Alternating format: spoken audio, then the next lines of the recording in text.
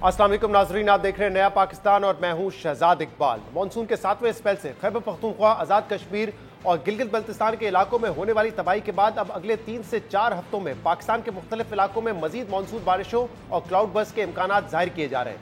National disaster management authority ने खबरदार किया है कि 10 सितंबर तक मुल्क में मानसून बारिशों के 2 से 3 मजीद स्पेल्स मुतवक्को हैं, जिससे मुल्क के कई शहरों में अर्बन फ्लडिंग का खतरा है।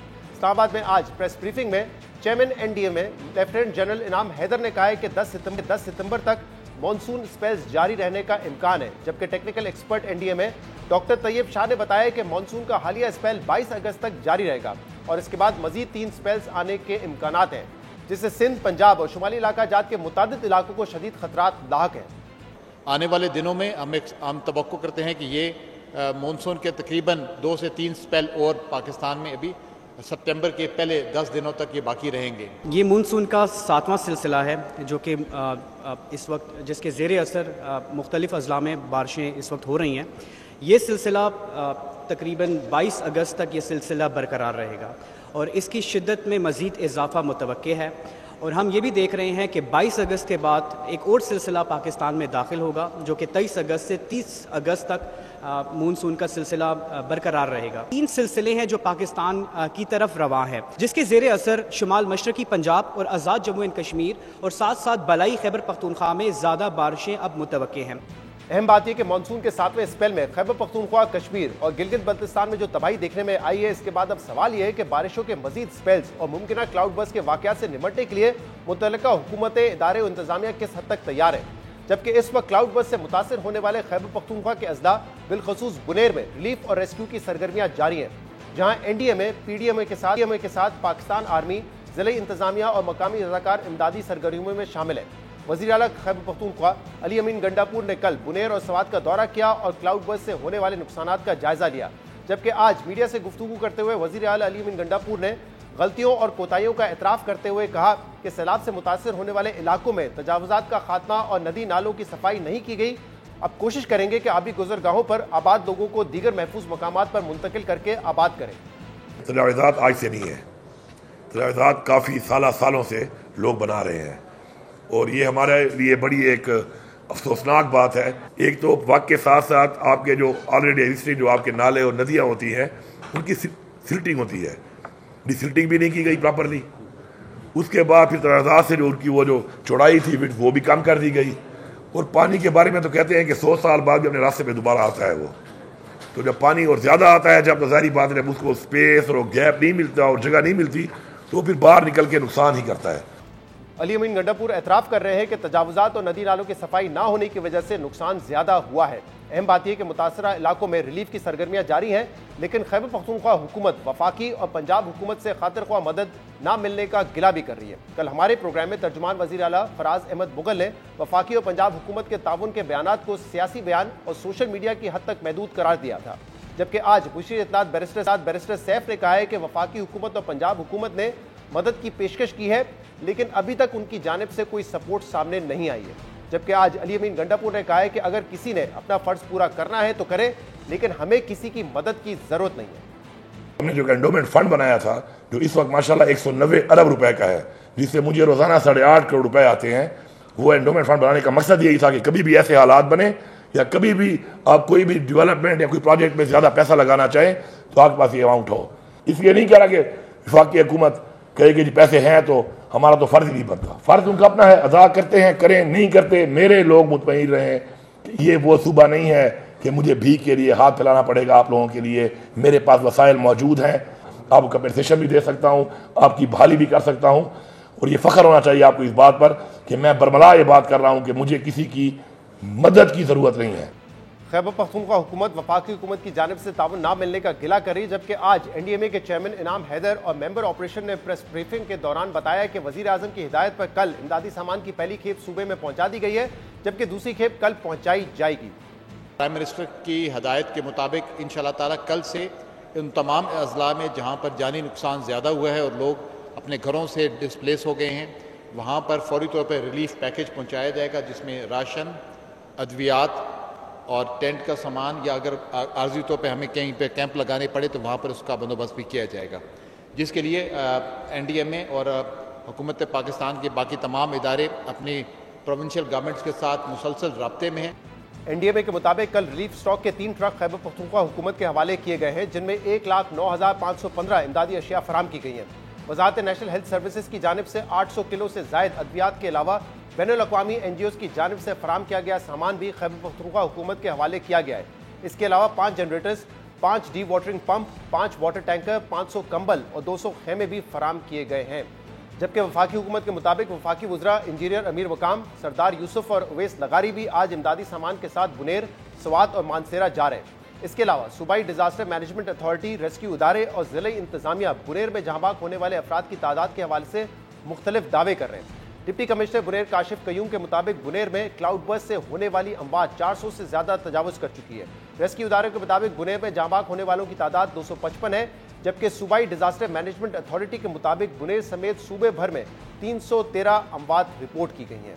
इन सारे मामलात पर और दीगर मामलात पर बात करने के लिए हमारे साथ मौजूद है पाकिस्तान के वजीर इत्तलात अताउल्लाह तारर। तारर साहब, बहुत बहुत शुक्रिया वक्त देने के लिए। सबसे पहले सैलाब के हवाले से बात करते हैं, क्योंकि हमने देखा खैबर पख्तूनख्वा, आज़ाद जम्मू कश्मीर, गिलगित बल्तिस्तान के कई इलाकों में बड़े पैमाने पर तबाही हुई है, अमवात हुई है। और आज भी एनडीएमए ने जो प्रेस कॉन्फ्रेंस की उसमें उन्होंने बताया कि आने वाले दिनों में भी 10 सितंबर तक ये बारिशों का सिलसिला ज्यादा रहेगा और ज्यादा शिद्दत से होंगी। तो क्या प्रिपेयर्डनेस है इस वक्त हमारी इसके लिए? जी बहुत शुक्रिया शिदात साहब। देखिए, पूरी कौम बड़ी अफसरदा भी है और ये एक नेचुरल डिजास्टर है जिसके ऊपर जाने बहुत सी कीमती जाने भी ज़ाया हुई हैं, नुकसान भी बहुत हुआ है। तो प्राइम मिनिस्टर साहब पिछले 2 महीने से वक्तन फवक्तन एनडीएमए का दौरा कर रहे थे।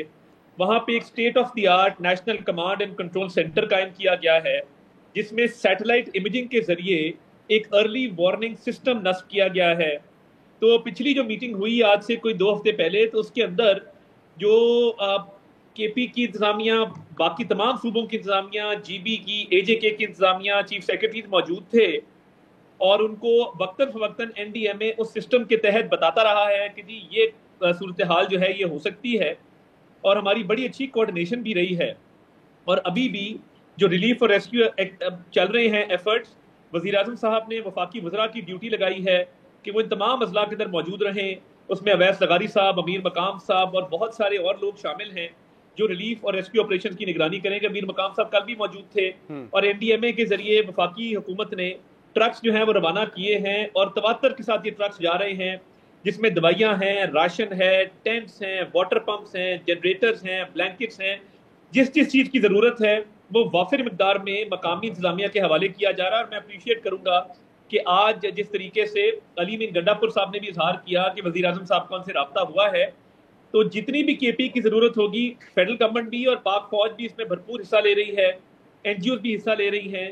तो रेस्ट अश्योर्ड कि PM लम्हा ब लम्हा सिचुएशन को मॉनिटर कर रहे हैं और ही इज अपडेटेड टोटली। कल भी उन्होंने एक इजलास कॉल किया है और ये तमाम सामान तवातर से ट्रक जो हैं वो जा रहे हैं। दवाइयाँ जो हैं वो कई 100 टन जा चुकी हैं, कई ट्रक जो हैं वो इसके टेंट्स के जा चुके हैं, वाटर पंप्स, जनरेटर्स के।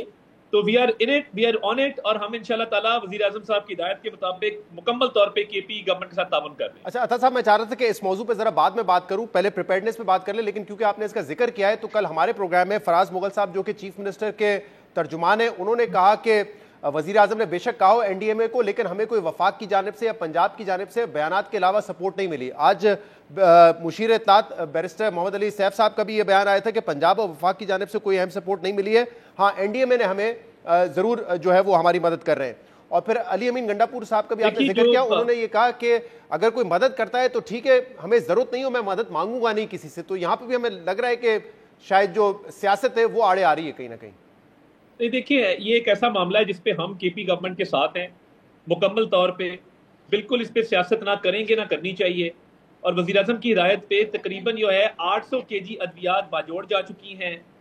कोई 1 लाख आइटम है जो बुनेर में पहुंचाया जा चुका है मुख्तलिफ शक्लों के अंदर, वो राशन हो, वो अद्वियात हो, वो टेंट्स हों। और इसमें एक कोऑर्डिनेटेड एफर्ट है जिसमें एनडीएमए के जरिए पाक फौज, NGOs, तमाम लोग इसके अंदर अपना भरपूर किरदार अदा कर रहे हैं। एक नेशनल इशू है, उस पर बिल्कुल सियासत नहीं करेंगे, but rest assured federal government मकामी सतह पे केपी की जो ज़िलाई इंतजामिया है उसके हवाले ये चीज़ें कर रही है और करती रहेगी। इसलिए आपने देखा कि कल अमीर मकाम साहब मौके पे मौजूद थे और उन्होंने मौके पे खड़े होके रिलीफ और रेस्क्यू ऑपरेशन का खुद जो है वो निगरानी की। तो सियासत बिल्कुल नहीं करेंगे। केपी को जो रिसोर्सेज चाहिए होंगे, वजीर आजम कमिटेड हैं, हम मुहैया कर भी रहे हैं, जिसकी तफसीलात मैंने आपको बताई, और हम करते भी रहेंगे। तो वहां से क्यों ये बयान आ रहे हैं बैरिस्टर सैफ साहब के हों या फिर सीएम के तर्जुमान के, इस तरह की मदद नहीं मिल रही है? क्योंकि ये बात अच्छी है, पीटीआई और आपके दरमियान जो सियासी इख्तलाफात है उनको दरमियान में नहीं आना चाहिए। मैं तो ये कतन नहीं आना चाहिए। मैं तो अली अमीन गंडापुर साहब का भी शुक्रिया करता हूं कि उन्होंने वजीर आजम का जिक्र किया, कि उन्होंने राब्ता किया है। तो मैं तो एनडीएमए के साथ वजीर आजम साहब बिल्कुल राब्ते में है। हमें ये बाकायदा उसकी जो चीजें पहुंच रही हैं, तफसीलात लम्हा बलम्हा हमें अपडेट मिल रही है। तो ये उन्होंने कहा, मेरा ख्याल है बैरिस्टर सैफ को भी चाहिए फील्ड में जाएं। और कल मीर मकाम साहब की फुटेज आपने खुद चलाई, आपके चैनल ने चलाई, कि जहां पे वो तकसीम भी कर रहे हैं दादी सामान और निगरानी भी कर रहे थे रिलीफ एक्टिविटीज की। तो ये बेबुनियाद बात है। तो हम इस क्राइसिस में मुकम्मल सपोर्ट करते रहे हैं, कर रहे हैं और करते रहेंगे। इसमें वजीर आजम साहब बहुत कमिटेड है। तो रेस्ट एश्योर्ड, सामान जा रहा है और जाता रहेगा। सही। अच्छा अता साहब, अब जरा बताइए, क्योंकि आप कह रहे हैं कि आप लोगों ने पूरा एक मॉनिटरिंग डिपार्टमेंट बनाया जो कि सैटेलाइट इमेजेस के जरिए अर्ली वार्निंग साइंस दे देता है। अब ये किस हद तक मौसर है? क्योंकि इस वक्त देखिए हम एक तब्दीली देख रहे हैं। केपी में भी मुझे आके 2 दिनों में पीडीएमए के लोगों ने, हुकूमत के लोगों ने ये कहा कि जो हमारे दरियाई सैलाब है वहां तो हमारे पास अर्ली वार्निंग सिस्टम्स हैं, लेकिन क्लाउड बर्स्ट के तौर पे फौरी तौर पे बारिश होना, लैंडस्लाइडिंग होना, फ्लैश फ्लड्स आना, ये एक नया फिनोमेना है और क्लाइमेट चेंज एक रियलिटी है, सबको नजर आ रहा है। इसके लिए क्या हमारे पास early warning systems Met department के तौर पे मौजूद है, यानी कि उस सतह पर? क्योंकि अभी एक हफ्ते पहले ही वजीर आजम साहब ने कहा था, गिलगित में शायद खिताब कर रहे थे, और कहा था कि 7 साल पहले ये वर्ल्ड बैंक का प्रोजेक्ट था अर्ली वार्निंग सिस्टम का, लेकिन ये इंप्लीमेंट नहीं हो सका अभी तक। तो क्या हम प्रिपेयर्ड है इसके लिए? ये देखिए, 2 तरह के सिस्टम है। गिलगित वाला प्रोजेक्ट है जो डिले का शिकार हुआ, अब वो भी बहुत हद तक फाल हो गया है। मगर एनडीएमए के जो national command and control centre है, state of the art facility है, उसमें सैटेलाइट इमेजिंग के जरिए ये बिल्कुल वार्निंग्स मिलती हैं। और क्लाउड बर्स्ट का देखिए, वो मॉनसून का जो थिक स्पेल है, वो क्लाउड्स की इंटेंसिटी बताता है कि क्लाउड कितने इंटेंस हैं, कितने थिक हैं, कहाँ पे क्लाउड कवर ज्यादा होगा। उसके जरिए ये प्रिडिक्शन की जाती है और एक्सपर्ट्स वहां बैठे हैं जो लम्हा बलम्हा प्रोविंशियल गवर्नमेंट्स को ये तमाम इंफॉर्मेशन जो है वो प्रोवाइड कर रहे होते हैं। तो कोऑर्डिनेशन में कोई फुकदान नहीं है। मगर एक नेशनल डिजास्टर है, फ्लैश फ्लडिंग है, क्लाउड बर्स्ट है, उसमें जो इंसानी तौर पे हो सकता है प्रोविंशियल गवर्नमेंट के साथ मिलके फेडरल गवर्नमेंट भी कर रही है। और आइंदा इसको मजीद भी बेहतर बनाएंगे ताकि अर्ली वार्निंग का सिस्टम जो है वो मजीद फाल तरीके से लोगों के इनखला में भी मदद कर सके और रूट्स के चेंज करने में भी हम उसको जो है वो यूज कर सकें। सही। एक और मामला, अब 27वीं तरमीम का ज़ेर बहस है, और ये मैं सुन रहा हूँ टीवी चैनल्स पे भी बात हो रही है। राना सनाउल्लाह साहब से भी उस दिन सवाल हुआ, क्या राना ये 27वीं तरमीम आने जा रही है, हुकूमत प्लान कर रही है और आपस में बातचीत हो रही है इस पर? देखिए, फिलहाल तो ना इस पर कोई मुशावरत हुई है, ना ऐसा कोई प्रपोजल ज़ेरे गौर है, ना लॉ डिवीजन के अंदर, ना किसी लेवल पे भी ऐसी अभी कोई बातचीत मेरे सुनने में नहीं आई। ना ही इस पे कोई ऐसा प्रपोजल है जो किसी सतह पे टेकअप हुआ हो।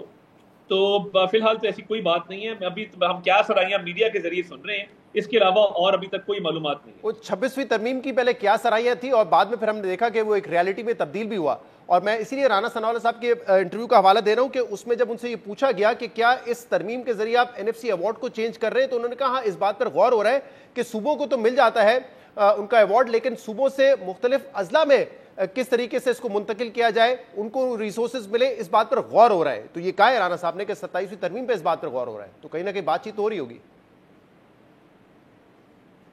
देखिए, जब 26वीं आईनी तरमीम आई और उसका मसवदा तैयार किया गया, पूरी कौम के सामने था, पॉलिटिकल पार्टीज ने आपस में डिस्कस किया, पार्लियामान में डिस्कस हुआ, लॉ डिवीजन एक मसवदा तैयार किया, लॉ डिवीजन के अंदर उसको डिस्कस किया गया।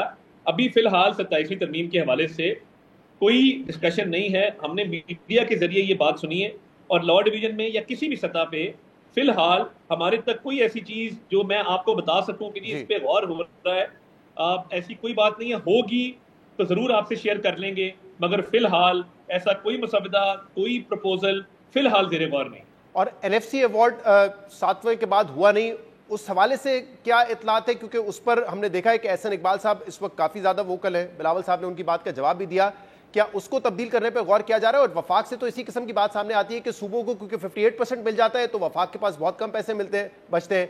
बिलावल साहब कह रहे हैं कि क्योंकि एनएफसी 18वीं तरमीम से पहले हुआ था और 18वीं तरमीम के बाद सूबों के इख्तियारात बढ़ गए हैं, जिम्मेदारियां बढ़ गई हैं, तो उनको मजीद पैसा मिलना चाहिए। तो क्या एनएफसी अवार्ड में किसी किस्म की तब्दीली देखी जाएगी?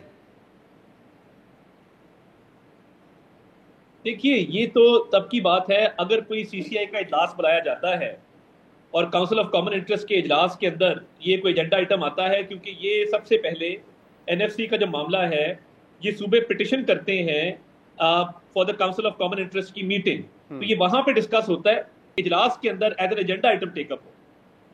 लेकिन अता साहब, हम देखते हैं कि अक्सर मामलात पे ना पहले फीलर्स छोड़े, जब ये नेगोशिएशंस करनी थी आईपीपीज के साथ, पहले बिजनेस कम्युनिटी ने आके बताया कि बिजली कितनी महंगी है, इसको सस्ती होनी चाहिए, और फिर हमने देखा कि उनके साथ नेगोशिएशंस हुई।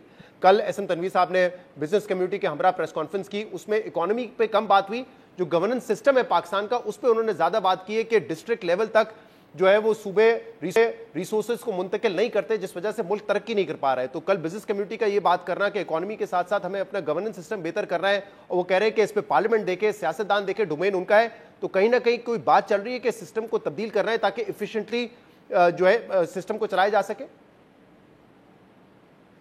देखिए, बिजनेस कम्युनिटी का एक राइट है, उनकी अच्छी तजावीज़ आती रहती हैं और उनकी तजावीज़ को सीरियसली भी लिया जाता है।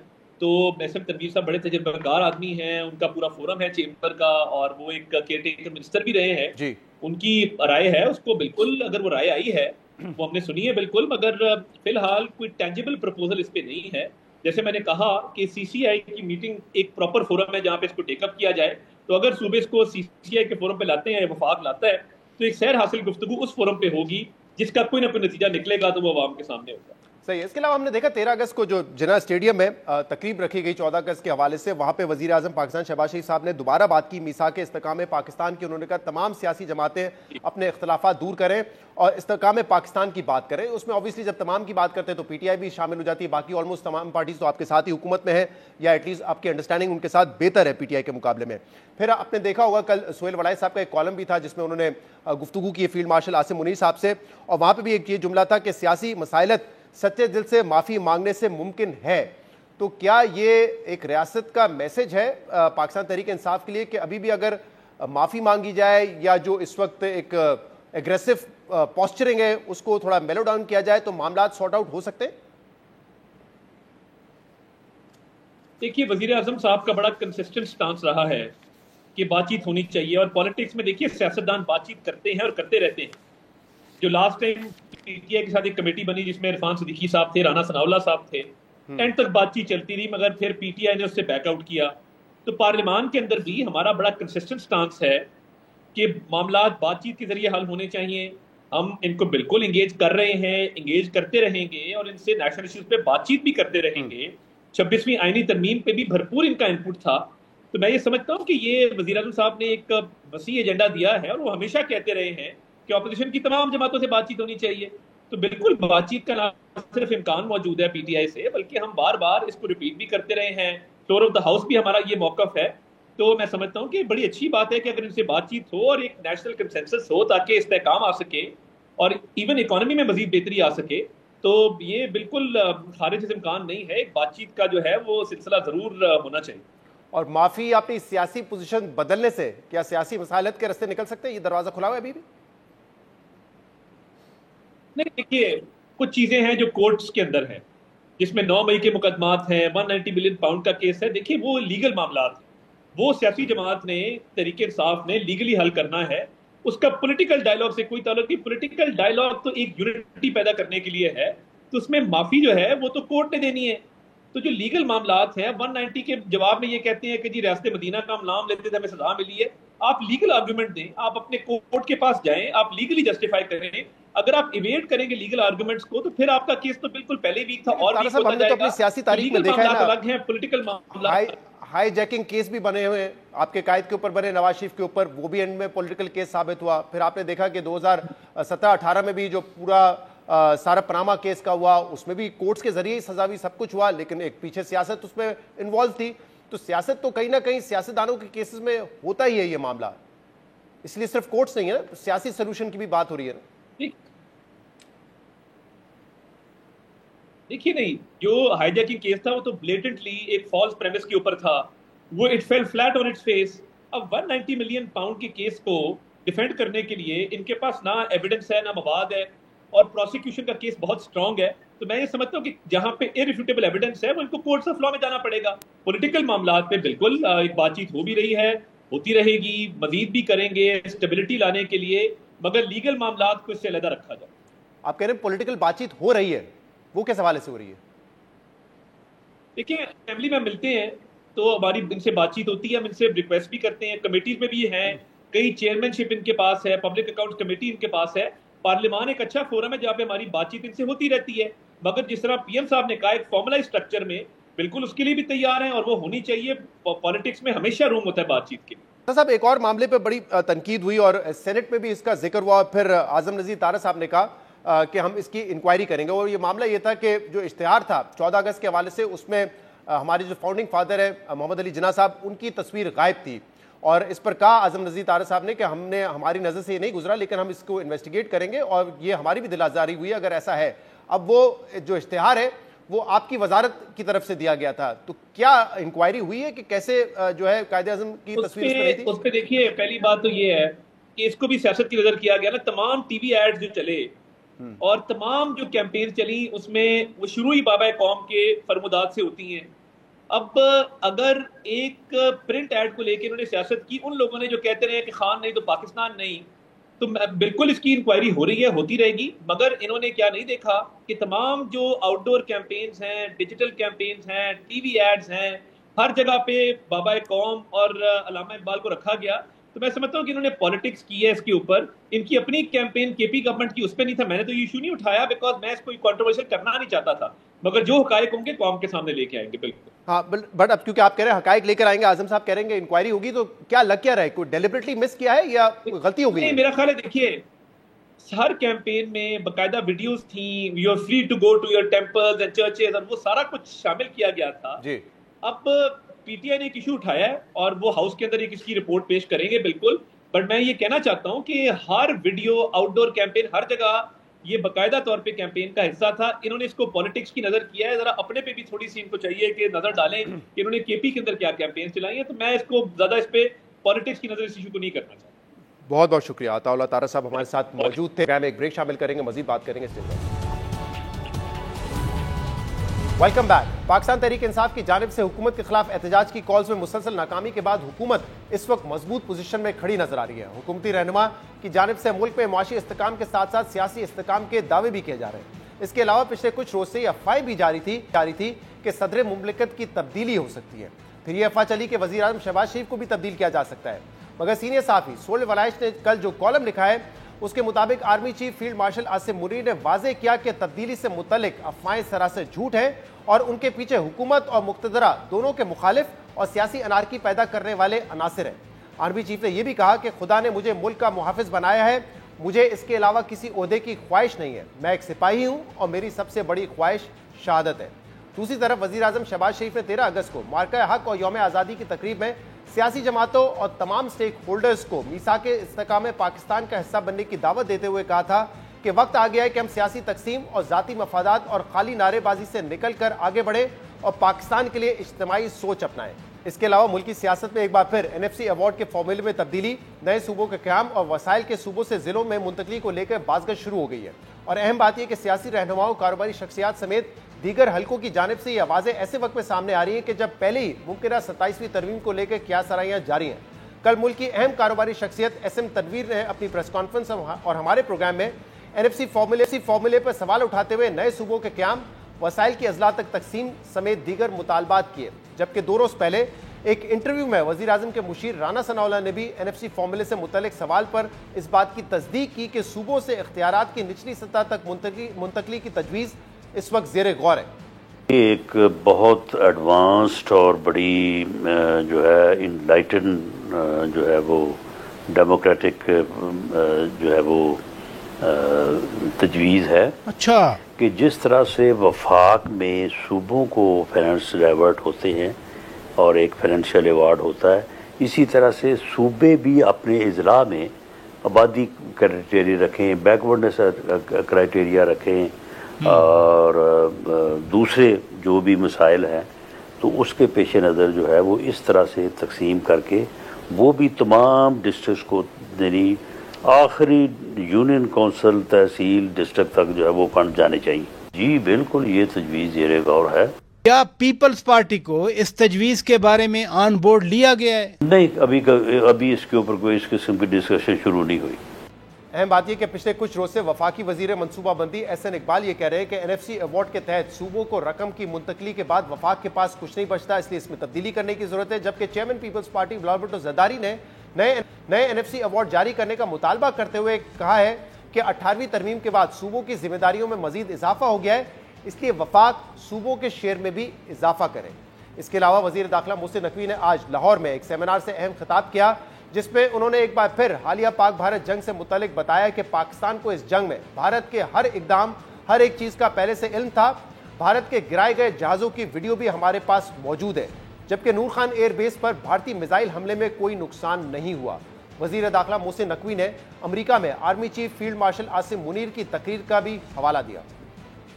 सऊदी गवर्नमेंट का एक वफ्द इन दिनों में जब ये वॉर चल रही थी तो पाकिस्तान आया, तो उसमें प्राइम मिनिस्टर साहब भी थे, फील्ड मार्शल साहब भी थे, डिप्टी प्राइम मिनिस्टर भी थे, मैं भी था। वो क्योंकि ताज़ा इंडिया से होकर आए थे तो उनको उन्होंने काफ़ी ज़्यादा अपडेट किया हुआ था, सुलह के लिए कह रहे थे, लेकिन कुछ चीज़ें इंडियन साइड की भी उन्होंने आगे बताई। तो फील्ड मार्शल साहब ने ये अभी ब्रसल में ख़ुद भी ये किस्सा रिपीट किया है। उन्होंने उस सऊदी डेलीगेशन को कहा कि जिस तरह बात कर रहे हैं ये इंडिया जो है एक शाइनिंग मर्सिडीज़ की तरह है, लेकिन हम एक डंपर ट्रक की तरह है जो भरा हुआ है पत्थरों से और बाकी चीज़ों से। अब आप इमेजिन कर लें कि जब इसकी टक्कर होगी तो उस मर्सिडीज़ का क्या हाल होगा। उन्होंने ये किस्सा सुनाया तो उसके बाद वो चुप कर गए। इन तमाम मामलों पर बात करने के लिए हमारे साथ मौजूद है सीनियर सहाफ़ी और तज्ज़ियाकार रऊफ क्लासरा और अतहर काज़मी। आप दोनों का बहुत बहुत शुक्रिया ज्वाइन करने के लिए। रऊफ क्लासरा साहब, पहले आपकी तरफ आते हैं। वैसे तो हुकूमत एक मुस्तहकम पोजीशन में नजर आ रही है, लेकिन पिछले कुछ दिनों से ये अफवाहें चल रही थी कि शायद प्रेसिडेंट को तब्दील किया जाए, फिर यह अफवाह कि प्राइम मिनिस्टर को तब्दील किया जाए। लेकिन कल सोहेल वड़ाई साहब के कॉलम में उन्होंने कोट किया chief of army staff Asim Munir साहब को, और उसमें यह बताया गया कि ये तमाम तर अफवाहें जो है वो सरासर झूठ है। अब तरदीद तो हो चुकी है इन अफवाहों की, लेकिन आपको वैसे कोई मंतक नजर आ रही थी कि इन पोजीशंस को इस वक्त क्यों तब्दील किया जाता? क्या लॉजिक होती इसकी? जी, बहुत शुक्रिया आपका शहजाद, आपने अपने प्रोग्राम में इनवाइट किया। मेरा ख्याल है ये इसको दो हम एंगल से देख सकते हैं। एक तो कॉमन सेंस के एंगल से देख सकते हैं, दूसरा हिस्टोरिकल पैटर्न के हम बैकग्राउंड में देख सकते हैं। मतलब कॉमन सेंस का ये तकाजा है कि इस वक्त जब सारी चीज़ें ठीक जा रही हैं, ये इस एस्टेब्लिशमेंट की और हुकूमत की, और फिर इंटरनेशनल लेवल पे भी आपके तल्लुकात चाइना अमेरिका के साथ सबसे आइडियल तल्लुकात चल रहे हैं। इंडिया से आपने भी एक जंग जीती है, फिर आप लोकली तौर पर बहुत सारे आपके जो काम थे वो सीधे होना शुरू हो गए। जनरल साहब को फील्ड मार्शल का ओहदा मिल गया है। इसके बाद कोई आपको क्यों कोई एस्टेब्लिशमेंट कोई भी हो दुनिया की, वो जाके फिर अपने ना बैठ के कहे कि यार ये सारा कुछ सुकून से काम चल रहा है, तो सुकून क्यों है? वो कहते हैं ना वैश्विक को सुकून से क्या मतलब। तो क्या उनके जहन में आ जाता है यार 2-3 साल हो गए, कोई थोड़ा फटा नहीं हुआ, कोई लड़ाई नहीं हुई, कोई झगड़ा नहीं हुआ, कोई मुंतखब वजीर आजम को नहीं हटाया हमने, कोई ऐसा काम नहीं हुआ, तो लेट्स हैव सम फन। और आपको पता है हमें मीडिया को भी फन चाहिए, आवाम को भी 2-2.5 साल बाद वो भी अपनी हुकूमतों से, वजीर आजम वगैरह पार्लियामेंट से तंग आ जाते। सो बाज़ दफ़ा सबको एक अदद फन की ज़रूरत नहीं होती, लेकिन आपको एक छोटा सा कोई ना कोई एंटरटेनमेंट चाहिए, पॉलिटिकल एंटरटेनमेंट। सो मेरा ख्याल है वो 2-2.5 साल जो पूरे होने वाले हैं, क्योंकि शहबाज शरीफ साहब आप देखें 2022 से वजीर आजम है, तो सम टाइम अगर इस तरह की जो खबरें सर्कुलेट हम भी करते हैं, मतलब मीडिया के लोग भी ये चीज़ें करते हैं, पॉलिटिशियन भी पूछना शुरू कर देते हैं, अवाम को भी थोड़ा सा चस्का चाहिए होता है, हाँ जी बताएं क्या हो रहा है, कब जा रहे हैं, कब हो रहा है, कैसे हो रहा है, कब तक चलेगा, इस तरह की चीजें। सो अगर इसको रैशनल बुनियादों पे देखें तो कहीं पे कोई वजह समझ में नहीं आती। मसलन आप इन चीजों को अगर आप देखें, ये क्यों चाहेगी एस्टेब्लिशमेंट या जनरल साहब चाहेंगे कि पहले इमरान खान साहब जैसा एक पावरफुल बंदा जो है, एक मकबूल पार्टी का लीडर, वो इस वक्त जेल में है, यार इन बिग मैस ऑलरेडी उनके साथ प्रॉब्लम है, तो वो ये खान साहब वाला मसला भी हल नहीं हुआ, वो दरमियान में है, वो उस मसले को छोड़ के वो पीपल्स पार्टी के सदर को हटा दें, उनसे अपने फटा ले लें। अच्छा, उनके जनाब फटा लेने के बाद फिर वो आके प्राइम मिनिस्टर साहब को हटा दें, वो नवाज लीग के साथ फटा ले लें।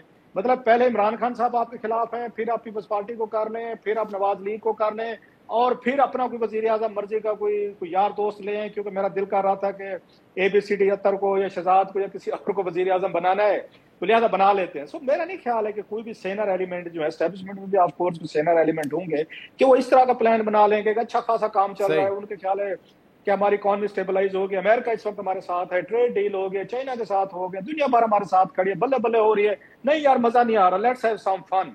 मुझे नहीं लगता इन मतलब इतनी सारी कैलकुलेशन के बाद, हाँ जो मेन फैक्टर है वो इमरान खान साहब है। अगर इमरान खान साहब के पास कोई गुंजाइश छोड़ी होती थोड़ी सी सुलह सफाई की, उन्होंने अपना एक्सेलरेटर पे जो पाँव रखा हुआ 160-80 की स्पीड से उन्होंने कुछ काम किया होता और कुछ स्पेस बनती, तो अल्टरनेट क्या होता है? मतलब इनको हटा के अल्टरनेट इमरान खान साहब हो सकते थे। इमरान खान साहब के बारे में आपने बातें सुन ली है कि उन्होंने उनको शैतान, फरिश्ते और वो माफी तलाफी वो जो बड़ाई साहब ने बातें की हैं। सो मेरा ख्याल है ये आपकी मेरी एक वो सियासी चस्के की खबर है जो हमें चाहिए होती है। हमने भी पीछे लॉजिक या रैशनल आपको नहीं नजर आ रहा था? जो मुझे बिल्कुल नजर नहीं आ रही। हो सकता है ऐसे ही हो जाए जी। तो अतर अगर हुकूमत एक मुस्तहकम पोजीशन में है और दूसरी तरफ पाकिस्तान तहरीक इंसाफ ने 5 अगस्त को एहतजाज किया, फिर 14 अगस्त को उन्होंने कहा कि हम झंडे लेके निकलेंगे पाकिस्तान के भी और पीटीआई के भी, फिर कल परसों शायद उन्होंने कहा था कि हम कायदे आज़म की तस्वीर लेके एहतजाज करेंगे, ये कोई इतने मौसर साबित नहीं हो रहे हैं कि हुकूमत को इससे कोई घबराहट महसूस हो। तो आप क्या समझते हैं कि अब पीटीआई के पास क्या ऑप्शंस हैं? क्या सियासी मसाइलती एक ऑप्शन नजर आ रहा है? देखिए, एक तो जो क्लासा साहब ने बात की ना, मैं 100% एग्री करता हूँ टू बी ऑनेस्ट के मुझे वो जो खबरें आ रही थी कि कोई नया वज़ीर आज़म या सदर, इस वक्त वो मुझे होता हुआ नजर नहीं आ रहा। ऑल्दो कि क्लासा साहब ने मेरा नाम लिया कि अतर को वज़ीर आज़म बना दे, मुझे उस पर कोई एतराज नहीं होगा अगर कोई इतना सोच रहा है। ये मैं क्लियर इधर कर दूं कि मुझे किसी किस्म का कोई, मैं सोच रहा हूँ अतर का, मैं सोच रहा हूँ, बाकी कोई सोच रहा है तो नहीं, मैं सोच रहा हूँ आपके बारे में। जी अच्छा, दूसरी बात यह है कि देखें अब 2-3 साल गुजर चुके हैं जब से ये सारा निजाम तब्दील हुआ। इस वक्त भी आपने कल सोहेल बड़ाई साहब के कॉलम का जिक्र किया, उसमें बहुत सारी चीजें आई। आज दोबारा उन्होंने कॉलम लिखा, उसके अंदर भी इमरान खान साहब से बुनियादी तौर पे कहा गया कि अब आप आगे बढ़ें, कोई माफी तलाफी की तरफ चीजें जाएं, अमलियत पसंदी का मुजाहरा करें। इस सारी सूरत हाल का शहजाद साहब खुलासा ये है कि ये 3 साल में ये सारे मिलके जरदारी साहब, शहबाज साहब, नवाज शरीफ साहब, मरियम बीबी, बिलावल ये निजाम को नहीं चला सके। ये 26वीं आईनी तरमीम भी लेके आ गए, अदलिया के अंदर भी बहुत सारी तब्दीलियां आ गई, अदलिया से भी किसी किस्म का उस तरह रिलीफ तरीके इंसाफ को नहीं मिल सकता। पार्लियामेंट की जो सिचुएशन है वो हमारे सामने है, लेकिन उसके बावजूद टोटल इसका खुलासा ये है कि आज भी इमरान खान साहब से कहा जा रहा है कि आप चुप कर जाएं, आप माफी मांग लें ताकि निजाम आगे चले। तो इससे आपको अंदाजा होता है कि नून लीग की सियासत हो जाए, पीपल्स पार्टी की सियासत हो जाए, इनके इत्तेहादियों की सियासत हो जाए, उसमें कंप्लीट फेलियर है। ये कोई काउंटर पॉलिटिकल नैरेटिव देने में नाकाम रहे हैं। जहां तक तहरीक इंसाफ का ताल्लुक है, उनकी अपनी बहुत सारी शॉर्टकमिंग्स हैं, लेकिन इस सारी चीज के बावजूद after 3 years they still matter. वो इतना मैटर करते हैं कि आज जब भी कोई इंपॉर्टेंट बात करे या कोई इंपॉर्टेंट शख्सियत बात करे तो तहरीक इंसाफ की तरफ बहस जाती है। तो अच्छा साहब, एक तो मुझे बताइए, आप कह रहे हैं कि निजाम चल नहीं रहा है, क्यों आपको ऐसा लग रहा है कि किस चीज से हम ये कहें कि निजाम चल नहीं रहा? हाँ, इस पे तो एक लंबी बहस हो सकती है कि हमारी जो गवर्नेंस है या जो हमारा हम किस निज़ाम के तहत चलते हैं, कि जमहूरियत है या हाइब्रिड निज़ाम है, इस पर तो हम बहस कर सकते हैं बहुत, लेकिन आप क्यों समझते हैं कि निज़ाम चल नहीं रहा है? और दूसरा मेरा सवाल जो बुनियादी था कि अब पाकिस्तान तहरीक इंसाफ या इमरान खान के पास क्या ऑप्शन रह गए हैं? मसालत एक ही यही ऑप्शन रह गया या और भी ऑप्शन हैं उनके पास? देखिए, एक तो जो निजाम की मैंने बात की ना, ये बार बार हुकूमत की तरफ से ये कहा जाता है कि जी चीजों को अब खत्म किया जाए। सोहेल बड़ाई साहब के कॉलम का खुलासा मैंने आपको बता दिया। ये सारी चीजें वही है ना जो इक्तदार में बैठे हुए लोग सहाफियों के साथ शेयर करते हैं कि जी इमरान खान साहब चुप कर जाएं, कुछ अरसा बात ना करें। और जो निजाम होता है, देखिए निजाम ये नहीं है कि कोई डे टू डे गवर्नेंस नहीं चल रही, कोई डीसी पोस्ट नहीं हो रहा, एसी पोस्ट नहीं हो रहा। वो जो अवामी ताइद होती है, वो जो एक अवामी सपोर्ट होती है, वो कहीं ना कहीं मिसिंग है। और उसका इदराक मेरे ख्याल में खुद हुक्मरानों को भी है। जहां तक ये ताल्लुक है पाकिस्तान तहरीक इंसाफ के पास क्या ऑप्शन है, मुझे ये लगता है कि इस वक्त उनके पास लिमिटेड ऑप्शन है। अगर कोई ये समझता है कि अचानक अगर कोई वो माफी मांगेंगे तो उनके लिए अगले माफी देने के लिए तैयार हैं और सारी चीजें दुरुस्त हो जाएंगी, वो भी मुझे होता हुआ नजर नहीं आ रहा। और मुझे इस तरह भी नहीं लगता कि कोई एस्टेब्लिशमेंट की तरफ से बहुत बड़ी ख्वाहिश है कि इमरान खान साहब से मामलात को बेहतर किया जाए और इमरान खान साहब की वापसी के लिए रास्ता हमवार किया जाए, वो भी मुझे होता हुआ नजर नहीं आ रहा। तहरीक इंसाफ के पास फिलहाल यही है कि जो स्टेटस को है उसमें वो किस तरह सरवाइव करते हैं। अब तक वो जिस तरह ऑब्वियसली बैटर्ड भी हैं, ब्रूज्ड भी हैं, लेकिन वो अपने आप को पॉलिटिकली उन्होंने रिलेटिव रखा हुआ है, वो इस तरह रखा हुआ है कि अवामी सपोर्ट उनकी कम नहीं हुई है। जी क्लासा साहब, आपकी इस पर क्या राय है? आपको लग रहा है इमरान खान के जो बयान जेल से आ रहे होते हैं या जो भी पीटीआई इस वक्त एक्टिविटी कर रही है, उससे हुकूमत को कोई परेशानी है? क्या निज़ाम उनका नहीं चल पा रहा है? और दूसरा, क्या ऑप्शंस रह गए इमरान खान के पास? जो ये अभी सोहेल बड़ाई साहब के कॉलम का हवाला दे रहे थे काजमी साहब, क्या यही एक ऑप्शन है कि सियासी मसाइलत कर ली जाए? बहुत अच्छा सवाल है आपका और काजमी साहब ने बड़ी अच्छी गुफ्तगू की है इस पे। दो तीन चीजें, हुकूमत मेरा ख्याल है दबाव में थी नवंबर तक, बल्कि 26 नवंबर तक। वो टाइम था खान साहब के लिए कि वो उस दबाव को इस्तेमाल करके कोई बेहतर डील ले सकते थे। सारे लोग चाहते थे, आप, हम, इवन दुनिया भी शायद चाहती थी कि इस मसले को हल किया जाए। एस्टेब्लिशमेंट भी किसी हद तक राजी होगी, जिसको बाद में कहा भी सही अली अमीन गंडापुर साहब ने कहा, फिर खान साहब ने भी, उनका इंटरव्यू आया एक किसी उसमें मगरबी कोई उसमें जरीदे में छपा जी, मुझे ऑफर की गई थी। फिर ये कहा कि अलीमा खान साहब ने कहा कि उन्होंने कहा था 20 दिसंबर के बाद आप कंपनी गाला हम शिफ्ट कर देंगे। सो ये उस वक्त का इनके पास टाइम था खान साहब के पास कि ये करते उस वक्त ये डील कर सकते थे, ये वहां पे कोई बातचीत कर सकते थे। वो मैं समझता हूँ जो टाइम था खान साहब ने, वो टाइम उस वक्त उनके हामी तो नहीं मानेंगे, लेकिन मेरा ख्याल है वो टाइम जाया क्या। उसके बाद देखे खान साहब जो है उनकी बार्गेनिंग पावर जो है वो कमजोर हुई है, मजीद कमजोर से कमजोर तर होती गई है। वो कहीं पर दोबारा खड़े नहीं हो सके। वो फिर अब हुकूमत के वो पीछे थे, हुकूमत आगे थी, एस्टेब्लिशमेंट आगे थी, वो पीछे थे, कहें जी मुज़ाकरात करें, बातचीत करें, फलाना करें। सो वो टाइमिंग जो थी वो खान साहब ने उसको मेरा ख्याल है मिस किया। अच्छा, फिर प्लस ये होता है कि सम टाइम आप एक लंबी बैटल में चले जाते हैं, you go into a long battle, तो उसके लिए थोड़ी सी स्ट्रेटेजी आपकी मुख्तलिफ होती है। रोजाना की बुनियादों पे आपकी लड़ाई, आपका वर्कर थक जाता है, आपकी लीडरशिप थक जाती है। आपको एक एस्टेब्लिशमेंट की या ये रियासत की, पुलिस की, इनकी हरासमेंट का सामना है, इनकी आपके ऊपर अगर ज्यादतियों का, सजाओं का सामना है, तो फिर थोड़ा सा रिलीफ आपको अपनी पार्टी के लिए चाहिए होता है। आपने अपनी पार्टी बचानी होती है, खुद को भी आपने बचाना होता है, सर्वाइवल मोड में जाना होता है। That's what the politics is all about. और पाकिस्तान में तो यही कुछ होता रहा। इमरान खान साहब को नहीं पता था कि जनाब लियाकत अली खान साहब जो है उनको फांसी लगी, आपके सामने है सर। इसके बाद सारी लियाकत अली खान साहब को ये गोली मारी गई, भुट्टो साहब को फांसी लगी, बेनजीर भुट्टो हैं वो कत्ल हुई, और फिर नवाज शरीफ साहब को जेलें हुई, बाकी साहब को, खान साहब को पता था सारी चीजों को। मतलब क्लासा साहब, आप एक हिस्टोरिकल कॉन्टेक्स्ट में जो बात करें, आमतौर पे हम देखते हैं कि जब एस्टैब्लिशमेंट माजी में देखा गया है कि किसी पार्टी के खिलाफ होती है तो फिर वो क्या करते हैं, जो एग्रेसिव पोस्चरिंग है उसको थोड़ी देर के लिए रोक देते हैं और कोशिश करते हैं कि हालात बदले, लोग तब्दील हो और फिर वो एक सियासी मूव बनाए। तो आप समझते हैं कि इमरान खान उसका वेट नहीं कर रहे, उनकी एग्रेसिव पोस्चरिंग, उनके बयानात वगैरह जो है वो उनको नुकसान पहुंचा रहे हैं। बल्कि अगर आप और मैं उसका हवाला देंगे तो उनके हामी हमारा मजाक उड़ाएंगे। मतलब आप ये देख रहे, नवाज शरीफ साहब भी तो 10 साल बाद पावर में आए, जरदारी साहब देखे उनकी 96 में हुकूमत गई थी, पीपी के दोबारा 2008 में आई। तो इसी तरह के बहुत सारी मिसालें दी जा सकती हैं कि जनाब आपको थोड़ा सा ये वो T20 नहीं है। खान साहब सियासत को भी T20 की तरह खेलते हैं, बाई वे हाईवे अभी कर लें, अभी फौरन होना चाहिए। मैंने ये पेशकश की है तो शाम तक हमारे मुज़ाकरात होने चाहिए अभी। मतलब इसी को देख लें कि चलो आर्मी चीफ ने बात की है, वो सीरियस है नहीं है, 2 मिनट के लिए छोड़ देते हैं।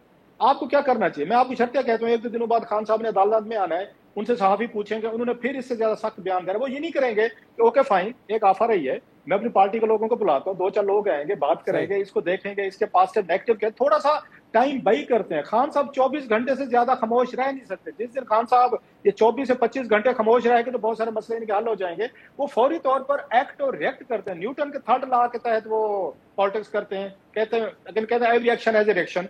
वो हर एक्शन का रिएक्शन देते जाएंगे तो पॉलिटिक्स आपको हर्ट करती है। आप खुद बंद गली में चले गए, अपने आप को सजाएं करवा लें, अपनी पार्टी को करवा लें, पार्टी डिस्क्वालीफाई करा लिए उन्होंने आपको, और वो यही चाहते हैं। मैं कल कमेंट कर रहा था जब उन्होंने जनरल साहब ने ये बात की ना, तो किसी ने मुझे पूछा कि क्या करेंगे। मैं कहा सर मैं आपको एक बात बता दूं, एस्टेब्लिशमेंट को अच्छी तरीके से पता है कि खान साहब को हमने कैसे मैनेज मनूवर करना है और उनसे क्या रिएक्शन लेने हैं। उन्हें पता है कि अभी उन्होंने कहा है ना कि खान साहब वो कर लें, मतलब ये माफी मांग लें। फौज को पता है कि वो माफी नहीं मांगेंगे और फौज भी नहीं चाहती कि ये माफी मांगे, माफी ना मांगे, जेल में रहे, ताकि हमारे पास खान साहब माफी नहीं मांग रहे। उन्होंने भी तो अपनी कंस्टिट्यूंसी को कुछ दिखाना है कि देखे हमने माफी ली और फिर माफ किया। खान साहब ने अब अपनी कंस्टिट्यूंसी को दिखाना है मैंने माफी नहीं ली। जब 2 ईगोस का इतना बड़ा क्लैश हो जाएगा, 2 बड़े बड़े पावरफुल, एक पॉलिटिकल, एक आपके पावरफुल ये इमरान खान साहब हैं, उधर से आपके एस्टेब्लिशमेंट पावरफुल है, अब उसमें से रास्ता कौन निकालेगा? दोनों जो है वो चाहते हैं आप माफी मांगे, वो कहते हैं आप माफी मांगे। हालांकि एक लफ्ज सॉरी कहने से अगर मसला हल हो सकता था, एक सियासतदान को तो रास्ता निकालना चाहिए, अपनी पार्टी बचा दे। खान साहब का अपना एक ब्रावडो है, लार्जर देन लाइफ, उन्होंने अपना एक इमेज बनाया हुआ है, वो अपने को सुपर पावर समझते हैं, सुपर मखलूक समझते हैं जो सॉरी नहीं कह सकती। अच्छा साहब, सॉरी या माफी तो शायद सियासतदान नहीं मांगते, लेकिन कोई ना कोई वो रास्ता निकालते हैं। तो आपके ख्याल में क्या ये हिकमत अमली जो कि अभी बता रहे रऊफ क्लासर साहब के माजी में देखा है कि सियासतदान जो है वो अपनी एग्रेसिव पोस्चरिंग बंद कर देते हैं और सही वक्त का इंतजार करते हैं, क्या वो तहरीक इंसाफ के लिए एक बेहतर स्ट्रैटेजी होगी? क्योंकि आपने सोहेल बड़ाई साहब के आज के कॉलम का हवाला दिया, उसमें ये भी कहा गया है ना कि पीटीआई में तो ये देखा गया है कि इमरान खान साहब जब किसी चीज़ पर अपनी पोजीशन बदलते हैं तो ऐसा नहीं है कि उनको सियासी नुकसान होता है, उनके जो फॉलोअर्स हैं वो भी उनकी बात को मान के आगे बढ़ते हैं। और इसकी एक मिसाल तो ये जो साइफर वाला था जिसपे अमेरिका के हवाले से कहा गया कि अमेरिका जो है वह हमारी हुकूमत गिराना चाहता था, उसने इंटरवीन किया, लेकिन बाद में जब मुश्किल वक्त आया तो अमेरिका से मदद भी मांगी गई, तो फॉलोअर्स ने उनके दोनों स्टांस को कबूल किया। तो आपके ख्याल में क्या ये बेहतर हिकमत अमली होगी या जो इमरान खान इस वक्त कर रहे हैं वही दुरुस्त है? देखें, सियासतदान कोई लड़के तो चीज नहीं जीत सकता, ऑब्वियसली उसको सियासत करनी पड़ती है, कुछ चीजों के अंदर आपको कुछ लेना पड़ता है, कुछ देना पड़ता है, इसमें तो कोई दो राय नहीं। लेकिन ये जो थीसिस है ना कि सपोर्टर को कुछ भी वो बेचेंगे तो सपोर्टर मान लेगा, ये वो सोच है जिसकी वजह से आज नून लीग का जो नवाज शरीफ साहब का लाहौर वाला हल्का है वो भी मशकूक हो चुका है, जिसकी वजह से पीपल्स पार्टी जो चारों सूबों की जमात थी आज चंद अजला की जमात बन के रह गई है। और वो सियासत के पीएचडी जो आसिफ अली जरदारी साहब हैं, क्या आज वो इस पोजीशन में है कि लाहौर के किसी भी हल्के में वो चंद हजार वोट भी ले सकें, या पेशावर के किसी हल्के में जहां से हर जगह से पीपल्स पार्टी जीतती थी? तो मेरे ख्याल में ये लोगों के जो कलेक्टिव विजडम की हम तौहीन करते हैं ना, ये तासुर दे के कि जी कुछ भी कहेंगे तो अवाम मान लेगी। अगर अवाम ने कुछ भी मानना होता तो उसी तरह निजाम चलता रहता, और इसी तरह लोग जो है वो खाली पाँव, नंगे पाँव, भूखे पेट पराडो के आगे जियो भुट्टो के नारे लगाते रहते, शेर शेर कहते रहते, इमरान खान के हक में नारे लगाते रहते। ऐसी बात नहीं है, एक कलेक्टिव विजडम है आवाम का, जिस चीज को वो सही समझते हैं उसको वो एक्सेप्ट करते हैं। बाकी ये जो माफी वाली बहस है, वड़ाइक साहब ने भी लिखा, और ये काफी 1.5-2 साल से ये बहस चल रही है। इस बहस से एक चीज तो शहजाद साहब बिल्कुल वाजे हो गई है ना, ये जो सब कुछ है आप इसको आईनी और कानूनी पैराए में नहीं देख सकते। ये एक पॉलिटिक्स है, ये एक ऐसा मसला है कि अगर आप इसमें माफी तलाफी कर लेंगे तो मसला हल हो जाएगा। ये कोई कानूनी मसला नहीं है कि बुशरा बीबी और इमरान खान जेल के अंदर हैं, क्योंकि कानूनी बड़े मसाइल हैं। कोई भी बड़ा कानूनदान, कोई भी बड़ा सियासतदान, कोई भी बड़ा सहाफी ये नहीं कहता। हर कोई ये कहता है कि अगर आप चीजों को मैनेज करेंगे तो चीजें ठीक हो जाएंगी। So it means it's all politics, और पॉलिटिक्स का फिर जो नतीजा है वो पॉलिटिक्स के जरिए निकलता है। तो मेरे ख्याल में खान साहब को भी पॉलिटिक्स फिर करनी पड़ेगी। सही। एक और अहम इशू जिस पे मैं बात करना चाह रहा था वो है शहजाद थोड़ा सा मुझे अलाउ करें। बड़ी अच्छी बातें की हैं मेरे छोटे भाई अतर ने कि अवाम को सारी चीजें सेल नहीं की जा सकती। आई पार्शली एग्री विद हिम, लेकिन इमरान खान साहब ने उस्मान बुज़दार भी सेल किया, 12 करोड़ के सूबे को सेल हुआ और 3.5 साल रहा वो, और बड़ा प्रेशर था, खान ने कहा नहीं हटाऊंगा और नहीं हटाया। वसीम अकरम प्लस कहा उन्होंने वहां पे महमूद खान को भी सेल किया, या पश्तून हमारे भाइयों के महमूद खान साहब जिनका हैप्पी आवर जो है दिन में शुरू हो जाता था, 2 लोग उनको पकड़ के चल रहे होते थे, हमने देखा हुआ है। उन्होंने अली अमीन गंडापुर साहब को भी सेल कर दिया सर अवाम को, अवाम ने बड़ी खुश है, लोग उनको रखा हुआ है। इसके बाद उन्होंने परवेज इलाही साहब को सेल कर दिया था, अपने वर्कर को, फॉलोअर को, जिनको कहते थे पंजाब का सबसे बड़ा डाकू है। सो खान साहब जिस चीज को सेल करना चाहे, जिस चीज को अपने लिए बेहतर समझे, जाती तौर पर ठीक समझे या सियासी तौर पर, वो तो सेल करते रहे हैं और लोग उनको बाई करते रहे। क्या फर्क पड़ा खान साहब को कि परवेज अली साहब को पंजाब का डाकू बनाने से? उनको कहते थे क्या अगर did it make any difference? नहीं हुआ फर्क। आप ये कहना चाह रहे हैं कि अवाम के शऊर का मसला नहीं, ये इमरान खान की क्वालिटी है कि कुछ भी सेल कर लेते हैं वो। जनाब अली, मैं आपको 4 मिसालें दे रहा हूँ, 10 और भी दे सकता हूं। इसमें परवेज इलाही वाली मिसाल वैसे आपकी जो है वो बहुत ज्यादा जो है लॉजिकल है, क्योंकि कहा था कि हाँ सबसे बड़ा डाकू है, बाद में अलायंस बना उनके साथ, चीफ मिनिस्टर भी बने वो पंजाब के। सही है। अच्छा, मैं आगे एक और मामले पर बात करना चाहता हूँ, क्विकली दोनों इस पर रिस्पॉन्ड कीजिएगा कि NFC अवार्ड में तब्दीली की बात हो रही है। वफाक बड़े ऑब्वियस एक स्टांस लिए हुए कि वफाक के पास पैसे नहीं बचते तो या तो सूबों का शेयर कम करे या सूबे जिम्मेदारी ज्यादा उठाएं, जबकि बिलावल भुट्टो साहब समझते हैं कि NFC में सूबों को मजीद शेयर मिलना चाहिए क्योंकि 18वीं तरमीम में उनके पास जो जिम्मेदारियां हैं वो बढ़ गई हैं। क्लासरा साहब, क्या हुकूमत इतनी मजबूत पोजीशन में है कि NFC अवार्ड में 27वीं तरमीम में इस किस्म की कोई तब्दीली करे? सर, ये जब 2010 में ये तरमीम की गई थी, उस वक्त एस्टेब्लिशमेंट की मर्जी शामिल थी, उस वक्त की एक डिफरेंट एस्टेब्लिशमेंट थी, उस वक्त पीपल्स पार्टी, नवाज लीग, इन सब ने मिलकर की थी, और भी बहुत सारी चीजें जो एस्टेब्लिशमेंट चाहती थी, उनकी मर्जी कुछ चंद चीजें हुई, इन्होंने कर ली। इनकी पुरानी डिमांड थी कि सारा पैसा जनरेट करते हैं सूबे करते हैं, जो सूबाई खुद मुख्तारी की बात की जो इन्होंने आके उसमें दी थी 18वीं तरमीम वटेवर में 2010 में दी थी। इनको कुछ अर्से बाद एहसास हुआ कि भाई साहब, ये इस मुल्क पे जो भी कर्जे आते हैं, लोन आता है तकरीबन $140 अरब के करीब, अगर मैं गलत नहीं कह रहा, इतना पहुंच चुका है, ये भी वापसी करनी है, सूद देना है वापस, इसका 8,000 अरब इस साल हमने सूद देना है इसका, ये कर्जों का, ये भी फेडरल हुकूमत देगी। PSDP भी रखा हुआ है आपने 1,000 अरब का, जो कि सूबों में प्रोजेक्ट शुरू होते हैं वो भी हमने देने हैं। फौज का यहाँ पे कोई 2,500 अरब के करीब जो बजट है वो भी हमने देना है। फिर फेडरल मुलाजमीन की हमने तनख्वाहें भी हमने देनी है। फिर इसके बाद आपके और यहाँ पे ये पार्लियामेंट, अदरवाइज देखा जाए तो आपकी फेडरल हुकूमत कितनी है सर? ये 18वीं तरमीम के बाद ये तो 24 किलोमीटर का एक शहर है जिस पे इनकी फेडरल हुकूमत है।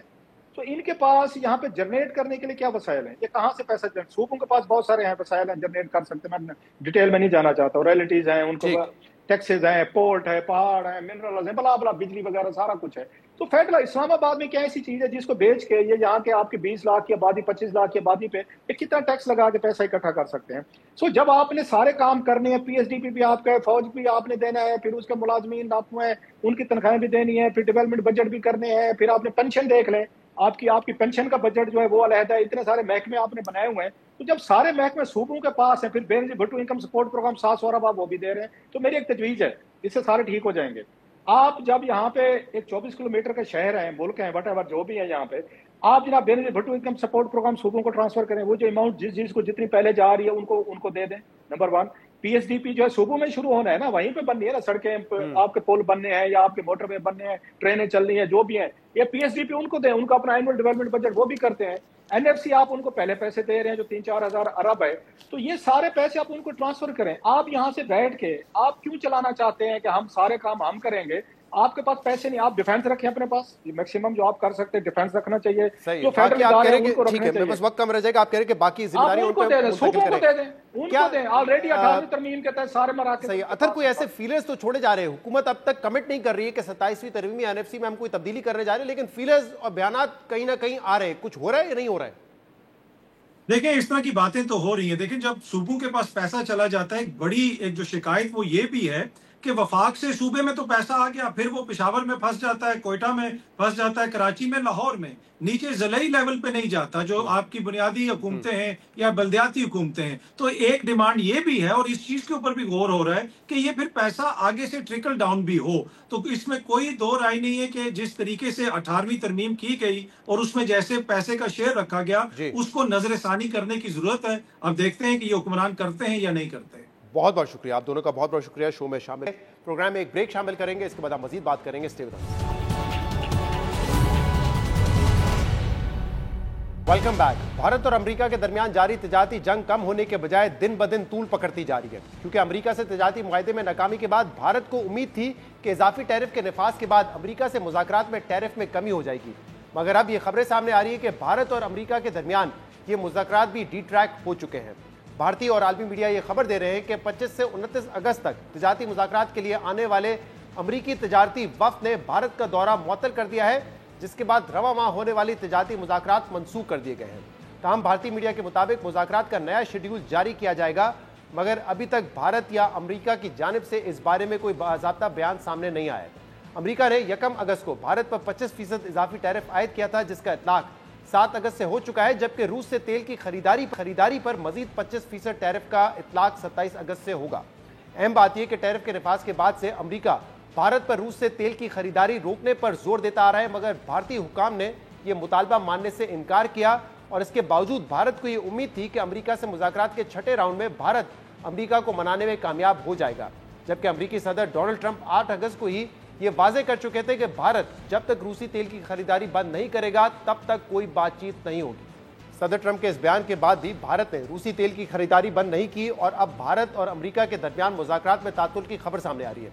दूसरी तरफ भारतीय मीडिया, जो पहले ही भारत और अमेरिका के दरमियान तिजारती कशीदगी और अमेरिकी सदर ट्रंप के पाकिस्तान के हक में दिए गए बयानात पर अमेरिका के खिलाफ मुसलसल आग उगल रहा था और सदर ट्रंप को भारत के नंबर 1 दोस्त से नंबर 1 दुश्मन बनाकर पेश कर रहा था, उसी भारतीय मीडिया की जानिब से 2 दिन पहले अमेरिकी और रूसी सदर के दरमियान होने वाली तारीखी मुलाकात पर भी मजाकखेज खबरें सामने आ रही हैं। भारतीय मीडिया यह दावा कर रहा है कि डोनाल्ड ट्रंप से अलास्का में मुलाकात करने वाला शख्स रूसी सदर व्लादिमीर पुतिन नहीं बल्कि उनके हमशक्ल थे। देखिए भारतीय मीडिया खुद अपना मजाक कैसे बना रहा है। मीडिया में चर्चा है कि पुतिन ने ट्रंप से मुलाकात ही नहीं की, बल्कि राष्ट्रपति पुतिन ने ट्रंप से मिलने के लिए अपना हमशक्ल भेज दिया। चर्चा इसलिए है क्योंकि पहले भी हमशक्ल भेजने की खबरें आती हैं। जानकारी ये बताते हैं कि व्लादिमीर पुतिन के पास कई हमशक्ल मौजूद हैं और समय समय पर वो अपने हमशक्ल का इस्तेमाल भी करते हैं। गालों की हड्डियां बहुत ज्यादा उभरी हुई थी, बालों की बनावट भी अलग थी, सामान्य से ज्यादा खुश मिजाज लग रहे थे और डोनाल्ड ट्रंप से जो मिला उसके गाल गोल हैं। चलते समय पुतिन का जो राइट हैंड दाहिना हाथ है वो हिल रहा था, जबकि इस हमशक्ल का दाहिना हाथ हिलता है, पुतिन का हाथ नहीं हिलता। पुतिन के गालों पर डिंपल नहीं पड़ते, इसके डिंपल भी पड़ रहे थे। आज के प्रोग्राम में इतना ही। शो से इजाजत दीजिए। अल्लाह हाफिज।